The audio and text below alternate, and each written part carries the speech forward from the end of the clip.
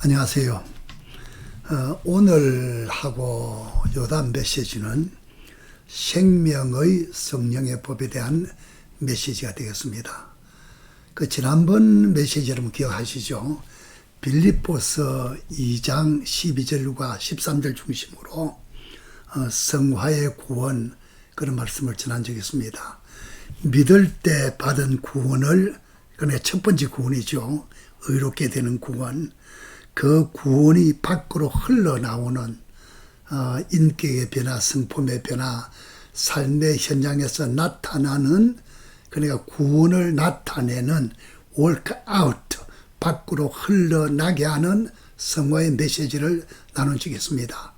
그 말씀 나눌 때 빌립보서 2장 13절이 말한 것처럼 하나님께서 너희 안에서 소원을 두시고 행하게 하신다. 이 말을 무엇이고 하니까 첫 번째 구원이 100% 주님의 은혜잖아요. 같은 맥락으로 두 번째 구원도 거룩한 삶을 사는 성화의 구원조차도 하나님의 은혜로 되어진 것인데 너 안에서 하나님께서 일하심을 통해서 되어진다, 그 얘기입니다. 하나님께서 성부, 성자, 성령님이 우리 안에 계시잖아요. 그래서 모든 영적 역사, 신앙생활은 밖에서부터 안으로 드러나는 것이 아니고 안에서부터 밖으로 흘러나오는 겁니다. 하나님께서 우리 안에서 정말 거룩하게 살고 싶은 소원도 주시고 그렇게 행하게 만들어주는 역할을 주님께서 하신다, 그 말입니다. 그 방법이 바로 생명의 성령의 법입니다. 이 법은 너무너무 중요해요.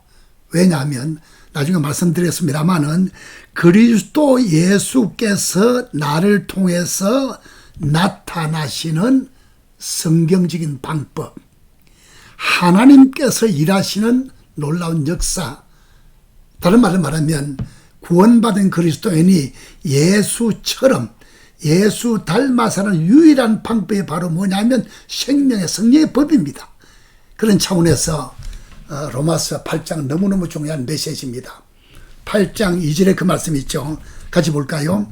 로마서 8장 2절입니다. 이는 그리스도 예수 안에 있는 생명의 성령의 법이 죄와 사망의 법에서 너를 해방하였음이라. 여러분 잘 보세요. 흔히 말하기를 로마서를 성경 중에 성경이라 그래요.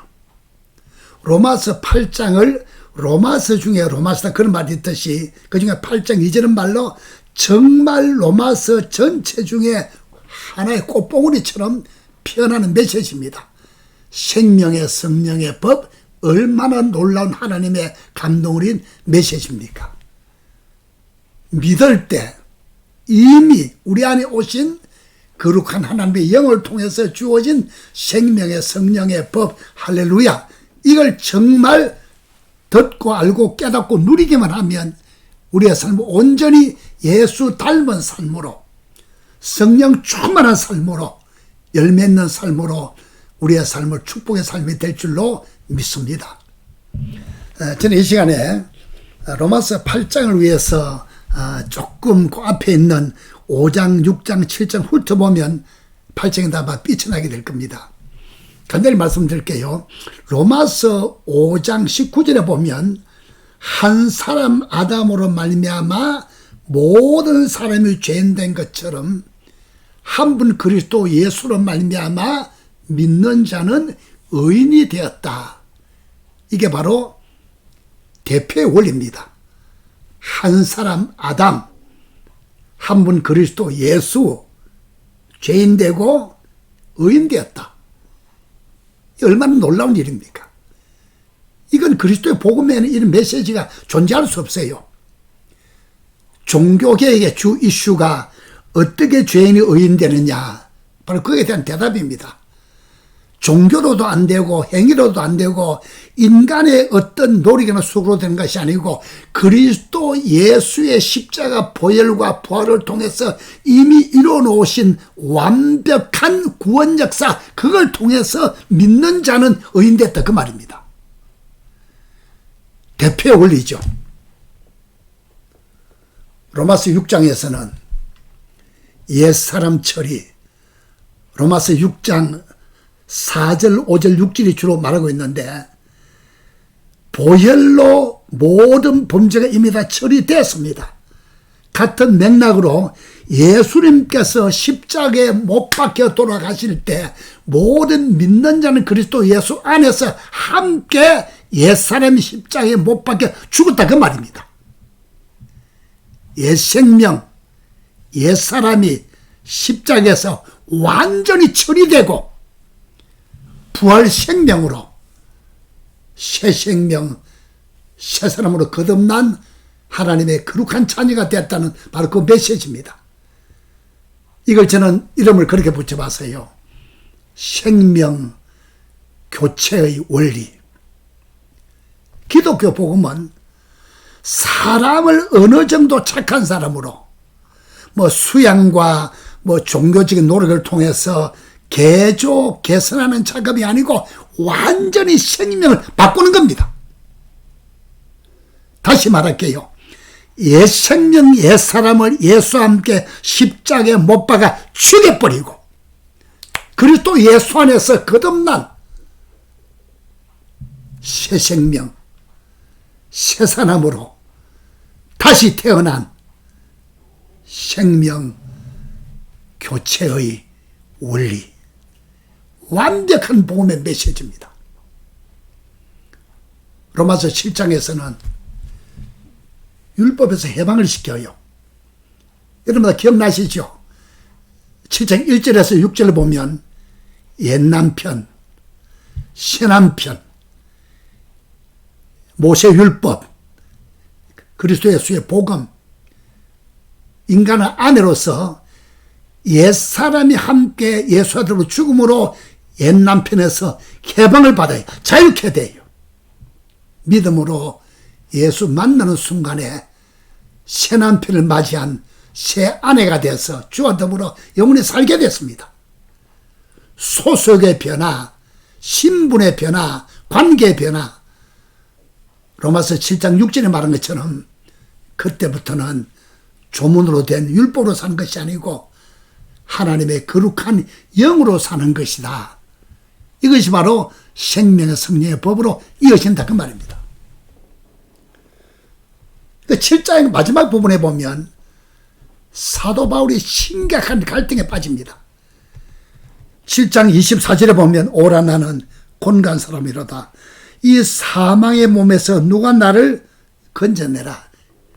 이게 사망의 몸은 지옥 간다는 말이 아니고 정말 어둠을 헤매는 빛 가운데 살고 싶지만 자꾸만 죄를 짓는 어둠으로 향하는 나의 형편, 신세, 육신의 삶에서 어떻게 나를 건져내 주었으면 좋겠다. 왜 그랬는지 알아요? 간단히 설명할게요. 이 속에는 세 가지 전쟁이 벌어집니다. 하나님의 법, 모세율법입니다. 마음의 법, 바로 살고자 하는 인간의 의지입니다. 죄법, 죄를 지어서 어둠으로 끌고 가는 사단의 역사입니다. 모세율법과 인간의 의지가 합작을 해서 정말 주를 위해서 살고 싶다, 바로 살고 싶다는 간절한 열심으로 열심을 다해 보지만 죄법에 끌려다닌다 그 말입니다. 안 된다 그 말입니다. 사도 바울이 오라 나는 곤고하다. 왜 이렇게 안 될까? 경상말로 할게요. 와 이래 안 되노? 그 얘기입니다. 아무리 결심하고 노력해도 죄를 안 지어야 할 텐데 죄가 지어져요. 육신의 삶을 떨쳐보고 싶은데 안 떨쳐져요. 빛 가운데 살고 싶지만 어둠으로 빠지는 것을 종종 경험해요. 이거는 구원에 대한 말이 아니고 구원받은 그리스도인이 거룩한 삶을 사는데 자유함을 누리지 못한다 그 말입니다. 제가 그동안에 수많은 나라 수많은 교회 많은 교회 종들 성도를 만나봅니다만 대부분이 이 문제를 해결하지 못한 사람이 상당히 많아요. 예를 들어 볼게요. 이제 집회를 하게 되면 어느 권사님 이렇게 점심을 대접한다 그럽시다. 담임 목사님 칭찬해요. 참 왜? 고마운 권사님이시니까. 강사 목사님, 우리 권사님은 말씀대로 살라고 몸부림치는 분입니다. 참 훌륭하다는 얘기인데 분석을 해보면 말씀대로 살려고 몸부림친다, 이 말은 말씀대로 살려고 노력하는데 그렇게 사라지지 않는다 그 말입니다. 그렇게 사라지면 몸부림칠 이유가 없잖아요. 많은 그리스도인들이, 구원받은 그리스도인들이 로마서 7장을 해보겠습니다. 정상이라고 생각해요. 그렇지 않아요. 성숙한 그리스도인, 생명의 법으로 사는 과정으로는 이런 경험이 있을 수는 있지만 계속 이렇게 살려면 참 아깝잖아요. 왜? 8장이 기다리고 있는데. 사도 바울이 찾아 헤매다가 갈등 느끼다가 7장 마지막 부분에 감사가 터져나. 왜? 그리스도 예수님을 다시 바라보니까 주님께서 이미 준비해 놓으신 놀라운 법이 8장에 기다리고 있다는 그 말입니다. 바로 그 법이 생명의 성령의 법입니다. 믿을 때 내 안에 이미 장치해둔 그 법, 아까 말했습니다마는 죄와 사망의 법을 이겨버린 그 법, 율법에서 해방시킨 그 법, 인간의 의지를 동원할 필요 없이 믿기만 하면 경험할 수 있는 그 놀라운 은혜의 법, 바로 그걸 바울이 발견했습니다.